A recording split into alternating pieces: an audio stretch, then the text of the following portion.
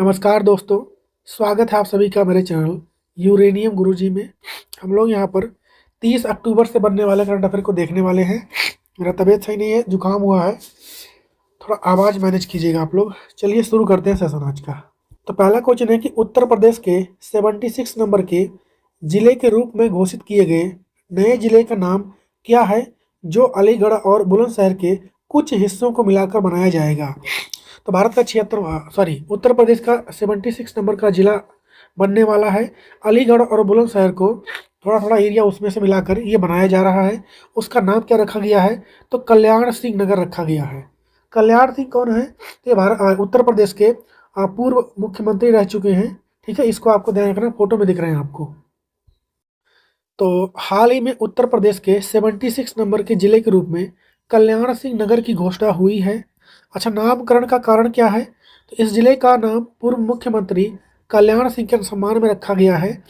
ये कब मुख्यमंत्री थे, कल्याण सिंह की बात करेंगे तो एक तो 1991 में बने थे, उसके बाद 1997 में भी ये मुख्यमंत्री बने हैं, 2 बार रह चुके हैं।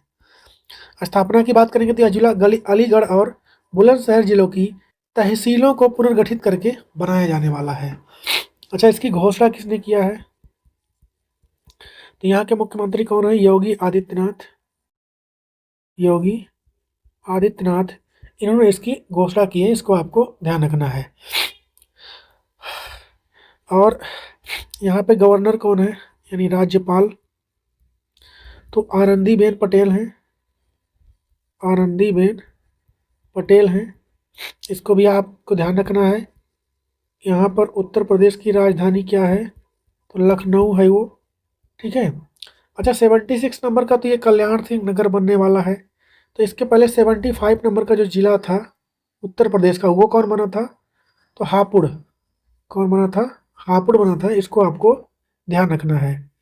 बाकी कुंभ मेले में भी 76 नंबर का कुंभ मेला जो है ये जिला बनाया गया था। तो ये टेम्प्रोरी होता है, जो कि हर साल मतलब जब भी कुंभ मेला होता है तो एक जिला ही घोषित कर दिया जाता है उसको, वो पार्टिकुलर टाइम के लिए। तो उसको नहीं मानेंगे हम लोग। अभी 76 नंबर का ये बनाया जा रहा है। अच्छा, जो यहाँ पर विधानसभा सीट वगैरह है उसमें कोई चेंज नहीं है, उतना ही रहेगा जो है। मतलब जो भी जिला बनेगा बुलंदशहर अलीगढ़ मिला के एरिया जो है, दोनों ही जो विधायक वहाँ पर रहेंगे वो डिवाइड हो जाएगा एरिया, जितने सीट थे उतने ही रहेंगे हम। नेक्स्ट क्वेश्चन है कि हाल ही में विश्व खाद्य पुरस्कार फाउंडेशन ने किस भारतीय शेफ और लेखक को टॉप एग्री फूड पायनियर पुरस्कार से सम्मानित किया है। संजीव कपूर को मिला है। किसको मिला है, संजीव कपूर को। फोटो में आपको दिख रहे होंगे, इनको दिया गया है।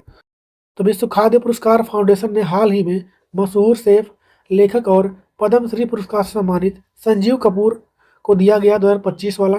क्या नाम था अवार्ड का, टॉप एग्री फूड पायनियर। पुरस्कार के बारे में अगर हम लोग बात करेंगे तो कहाँ पर दिया गया, इसका आयोजन कहाँ पर हुआ, यूएसए अमेरिका में इसका आयोजन किया गया है।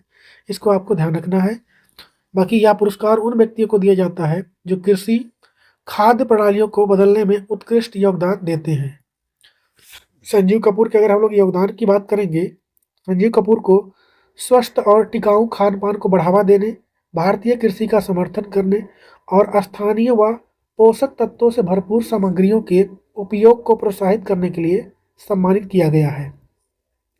पोषक आहार की बात करें तो उन्होंने लाखों स्कूली बच्चों को पोषक तत्वों से भरपूर भोजन उपलब्ध कराने में मदद की है। ये इसलिए इनको अवार्ड दिया गया है। नेक्स्ट है कि हाल ही में दक्षिण कोरिया द्वारा हाल ही में सफलतापूर्वक 2 बार हो गई है, सफलतापूर्वक अनावरण की गई बैलिस्टिक मिसाइल का नाम क्या है, तो इसका नाम है हासोंग। क्या नाम हो जाएगा, हासोंग 19 इसका नाम है। दक्षिण कोरिया ने अपनी नई और सबसे शक्तिशाली बैलिस्टिक मिसाइल का सफल अनावरण अभी हाल ही में किया है। ठीक है, इस मिसाइल का स्थानीय जो मीडिया द्वारा नाम दिया गया है मॉन्स्टर मिसाइल दिया गया है। ठीक है, क्योंकि ये बहुत बड़ा है इसलिए। और इसका मतलब वो नाम क्या है वैसे, तो हनुमू 5 भी इसका नाम जो है ऑफिशियल नाम है। इसका उद्देश्य क्या है, तो उत्तर कोरिया के लगातार बढ़ते मिसाइल खतरों का मुकाबला करने के लिए इसको विकसित किया गया है। इसको आपको ध्यान रखना है। किसने लॉन्च किया है, तो साउथ कोरिया ने। साउथ कोरिया की बात करेंगे तो पहली बात तो यहाँ का कैपिटल क्या होता है, तो वो है आपका सियोल। साउथ कोरिया कैपिटल क्या है, सियोल है। और नॉर्थ कोरिया और साउथ कोरिया के बीच में 38 डिग्री जो पैरेलल लाइन है, ठीक है, ये सीमा बनाता है। बाकी अगर हम लोग साउथ कोरिया की करेंसी की बात करेंगे, मुद्रा यहाँ की कौन सी चलती है, तो मुद्रा यहाँ की वान होती है। मुद्रा क्या है, वान है यहाँ पर। बाकी फेमस चीज़ों की बात करेंगे तो सैमसंग कंपनी जो है यहीं का है। यहाँ के प्रेसिडेंट कौन है वर्तमान में, ली जे म्यूंग है।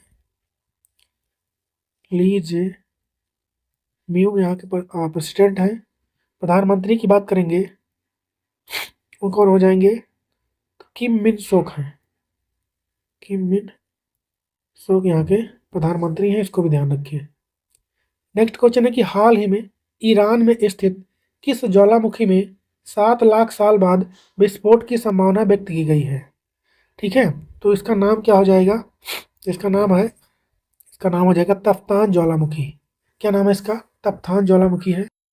तो हाल ही में वैज्ञानिकों ने ईरान के तफ्तान ज्वालामुखी में 7 लाख साल बाद हलचल के संकेत देखे हैं, जिससे इसमें विस्फोट की संभावना जताई जा रही है। ज्वालामुखी के स्थान की बात करेंगे, तफ्तान ज्वालामुखी दक्षिण पूर्वी ईरान के सिस्तान और बलूचिस्तान प्रांत के बीच स्थित है। वैज्ञानिक निष्कर्ष की बात करेंगे तो जियोफिजिकल रिसर्च लेटर्स में प्रकाशित एक शोध के अनुसार वैज्ञानिकों ने जुलाई 2023 और मई 24 के बीच तप्तान के शिखर के पास जमीन में लगभग 9 सेंटीमीटर का उठाव पाया था, ठीक है। बाकी ये बहुत दिनों बाद एक्टिव हुआ है ये, इसलिए चर्चे में है। थोड़ा बात करेंगे हम लोग वॉल्केनिक इरप्शन की, यानी ज्वालामुखी विस्फोट जब होता है तो पहली बात इसके अंदर क्या भरा होता है, यहाँ पर तो लिक्विड फॉर्म में शहद, समझ सकते शहद टाइप कुछ यहाँ पर लिक्विड फॉर्म में कुछ चीज़ रहता है, जिसको हम लोग क्या बोलते हैं, मैग्मा। क्या बोलते हैं, मैग्मा। और जब यही चीज़ वॉल्केनिक इरप्शन ज्वालामुखी विस्फोट से बाहर निकल जाता है, तब इसको हम लोग क्या नाम देते हैं, तो इसका नाम क्या हो जाता है, लावा। ये आपको ध्यान रखना है। नेक्स्ट है कि विश्व स्वास्थ्य संगठन यानी WHO के अनुसार हाल ही में ट्रेकोमा को एक सार्वजनिक स्वास्थ्य समस्या के रूप में समाप्त करने वाला फिजी किस नंबर का देश बन चुका है ये, तो 26 नंबर का देश बना है फिजी, जिसके यहाँ से ट्रेकोमा अभी हाल ही में मुक्त हुआ है।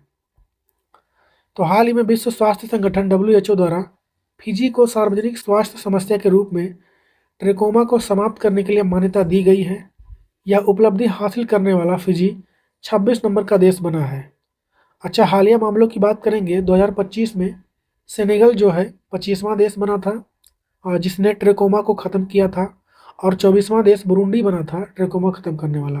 अच्छा, भारत को भी 2025 में ट्रेकोमा मुक्त घोषित किया गया था, इसको भी आपको ध्यान रखना है।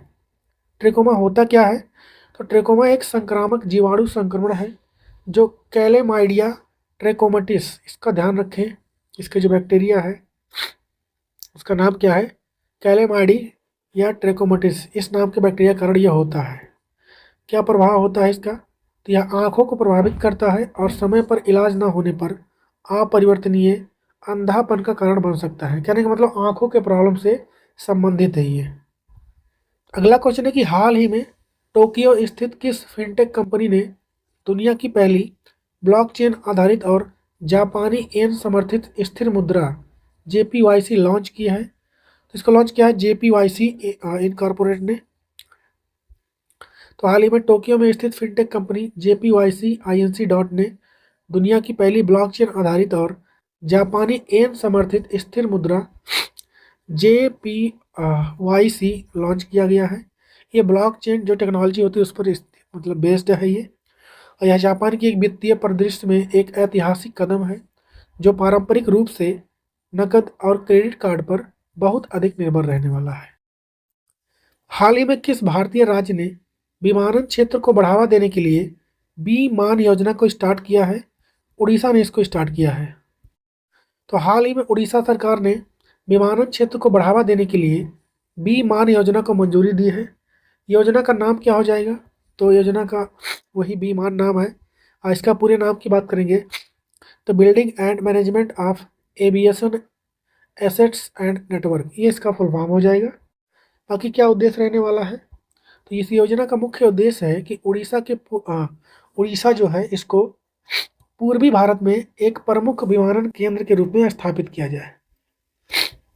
अवधि और इसकी बात करेंगे पैसे कितना लग रहा है। ये योजना 2025 से 30 तक को 5 साल की अवधि के लिए चलाया गया है। जिसमें 14,182 करोड़ रुपए की कुल खर्च आने वाला है। नेक्स्ट है कि हाल ही में भारत की तीनों सेनाओं, जल हो, थल हो, नौसेना और वायुसेना, सारी बातें हो गई इसमें। ठीक है, इन तीनों ने मिलकर, भारत की तीनों सेनाओं ने मिलकर, एयरफोर्स और नेवी है और आर्मी, तीनों ने मिलकर कौन सा अभ्यास अभी किया है? त्रिशूल नाम का अभ्यास किया गया है। तो हाल ही में भारतीय सशस्त्र बलों ने, तीनों सेनाओं ने मिलकर त्रिशूल नाम का एक बड़ा संयुक्त सैन्य अभ्यास किया है। 30 अक्टूबर से 10 नवंबर तक ये चलने वाला है।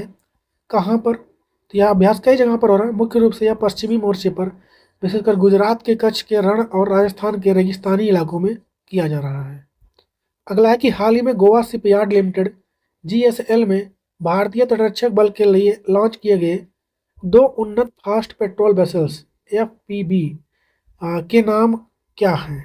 ठीक है, तो एक गश्ती अभी विमान लॉन्च किया गया है, पोत जिसे कहते हैं हम लोग। उसका नाम, एक का नाम अजीत है, दूसरे का अपराजित। ठीक है, सी हो जाएगा।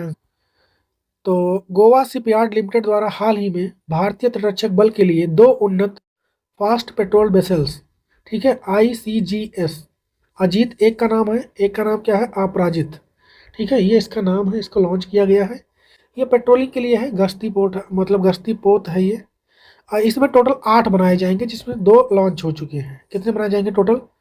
8 बनाए जाएंगे। ये फास्ट चलेंगे वहाँ पर। आत्मनिर्भर भारत की बात करेंगे तो इन पोतों का स्वदेशी डिजाइन और निर्माण आत्मनिर्भर भारत के दृष्टिकोण को बढ़ावा देता है, क्योंकि इनमें 60% से अधिक स्वदेशी सामग्री का उपयोग किया गया है। मिशन की बात करेंगे तो इन पोतों का उपयोग तटीय गश्त, समुद्री निगरानी, तस्करी रोधी अभियानों और खोज व बचाव कार्यों जैसे बहुत सारे मिशन में यूज किया जाएगा। नेक्स्ट क्वेश्चन है कि हाल ही में संपन्न हुए छठ पर्व 2025 में मुख्य रूप से किनकी पूजा की जाती है? तो यहाँ पे भगवान शिव की पूजा होती है, शिव की आराधना होती है, और उनकी बहन जिसे छठी मैया कहते हैं, उनकी पूजा होती है। तो हमारा अंतर क्या हो जाए? भगवान सूर्य और छठी मैया। तो हाल ही में संपन्न हुई छठ पर्व में मुख्य रूप से सूर्य देव यानी भगवान सूर्य और छठी मैया की पूजा की जाती है। ठीक है, छठी मैया जो है सूर्य भगवान की बहन मानी जाती है। देवता की बात करेंगे तो वही सूर्य भगवान, और छठी मैया यानी देवी षष्ठी, इनकी आराधना की जाती है। छठी मैया को संतान की रक्षा करने वाली देवी माना जाता है, इसलिए ये जो पर्व है आपका छठ पर्व, ठीक है, ये संतान की रक्षा के लिए होता है। ठीक है, अपने बच्चों के लिए माताएं रखती हैं। यह 4 दिवसीय त्यौहार होता है, 4 दिन तक चलता है। इस बार यह 25 से लेकर के 28 अक्टूबर तक ये चला है। इसमें जो पहला दिन होता है उसे नहाए खाए वाला प्रोग्राम उसमें होता है। दूसरे दिन खरना होता है, तीसरे दिन संध्या अर्घ्य होता है, और चौथे दिन उषा अर्घ्य होता है। ठीक है, ये 4 दिन चलता है ये। अच्छा, ये कहाँ मनाया जाता है? मुख्य रूप से ये बिहार का है, पर झारखंड में ही मनाया जाता है। ये पूर्वी उत्तर प्रदेश में ही मनाया जाता है, गोरखपुर वाले साइड में उधर। ठीक है, तो इन सब जगहों पर ये मनाया जाता है, और धीरे धीरे ये हर जगह ही फैल रहा है। जहाँ पर बिहार के लोग और झारखंड के लोग जाते हैं वहाँ भी मनाते हैं। और आज का होमवर्क क्वेश्चन है, ग्रीस में हुए यूरोपीय शतरंज क्लब का कप 2025 में पुरुष और महिला वर्ग में व्यक्तिगत गोल्ड मेडल किसने जीता है? इसका जवाब छापेंगे आप लोग कमेंट में। बाकी जुकाम मुझे बहुत तेज है, सही से बोला नहीं जा रहा है, आप लोग देख ही रहे होंगे, सॉरी सुन रहे होंगे। बाकी सेशन कैसा लगा आप लोग कमेंट बताइए, इसका जवाब दीजिए। ख्याल रखिए अपना, मिलेंगे हम लोग कल की वीडियो में, तब तक के लिए जय हिंद।